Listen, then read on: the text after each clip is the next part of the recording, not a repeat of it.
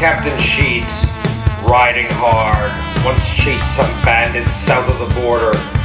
Rode for 3 weeks, chasing this gang, Los Mocos Mitecos, led by the notorious Eduardo El Guitarron, named so for his shapely hourglass figure. He kind of resembled one of those fat Mexican bass guitars. His baritone voice sounded like those thick, low strings, singing a sad song about a man with an unfaithful wife during a drought. The trail dust blew hard on Captain Sheets, and when he came upon a village, he rode in looking like a ghost. Children and dogs all ran inside. People closed their shutters, locked the doors. A group of villagers gathered in the church to pray. Music was playing in the cantina, and he stopped in for a drink and some food. He ordered whiskey and beans and tried to get information on El Guitarron from the bartender. It turned out that one of Guitarron's men was there, came up behind him, got the drop on him, slugged him in the back of the head, and Captain Sheets went out cold with his face in his plate of beans and his whiskey burning his eyes.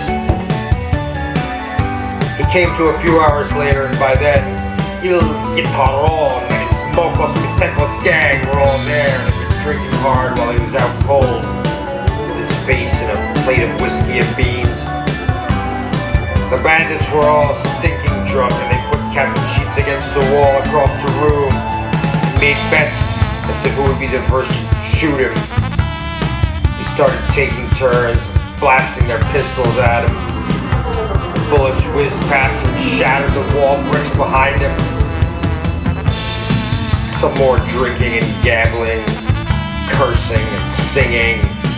And a few more bandits took their turn, staggered to their feet, trying to put a slug into Captain Sheets against the wall, white like a ghost from trail dust, his face a mess of liquor and beans.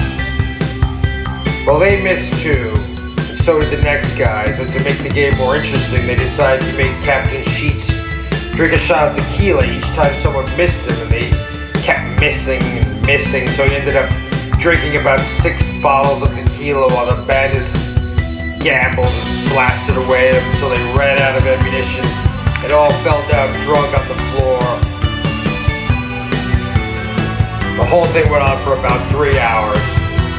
It was a miracle Captain Sheets survived.